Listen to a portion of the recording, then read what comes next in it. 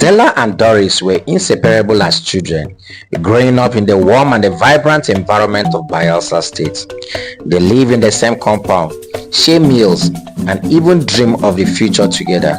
Their bonds were like that of sisters, strengthened by the countless memories of running barefoot through the village, laughing under the mango tree, and sharing secrets by the river bank.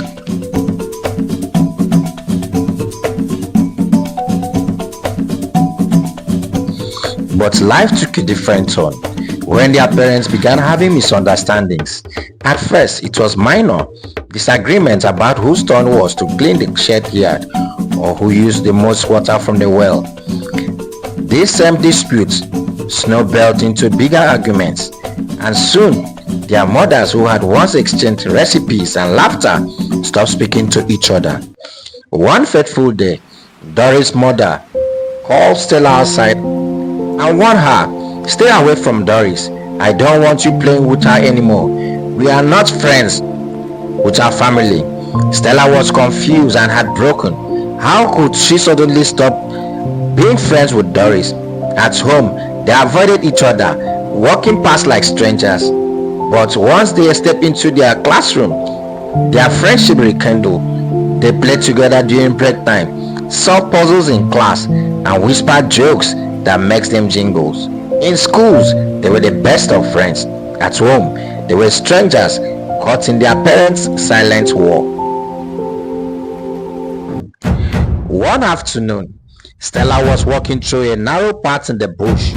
On her way to school, the air was still and the sounds of birds chirping filled at the atmosphere. Suddenly, a dreaded snake slided out of the underbush, its fangs gleaming. Stella froze, paralyzed by fear. Before she could react, Doris appeared out of nowhere. Without hesitation, Doris grabbed a stick and began swinging it at the snake, shouting loudly to scare the snake away.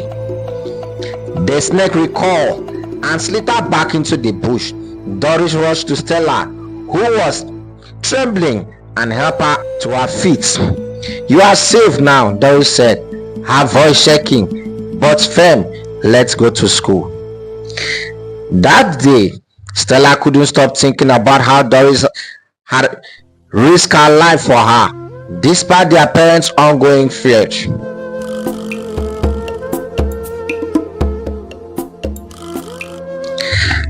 As the year went by, Stella and Doris began to see things differently.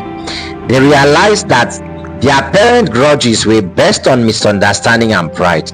They understood that holding on to resentment was a heavy burden that could only cause pains and division. One evening, as they sat by the river bank watching the sunset, Doris said, "Stella, do you ever think about how silly all this is?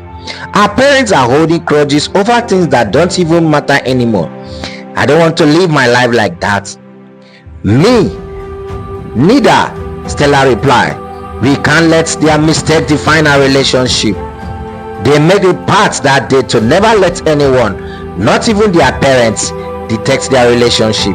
They only promised to teach their future families the value of forgiveness, understanding, and love."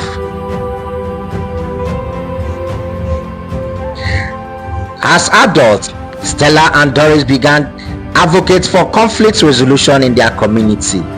They shared their story with young people, encouraging them to think critically and not blindly follow others into enmity.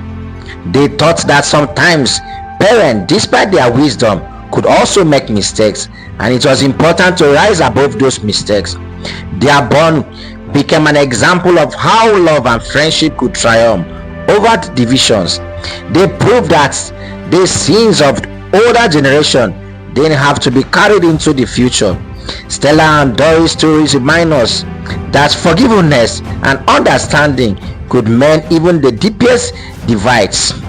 It teaches us that true friendship is worth fighting for, and that love can break through even in the thickest wall of misunderstanding.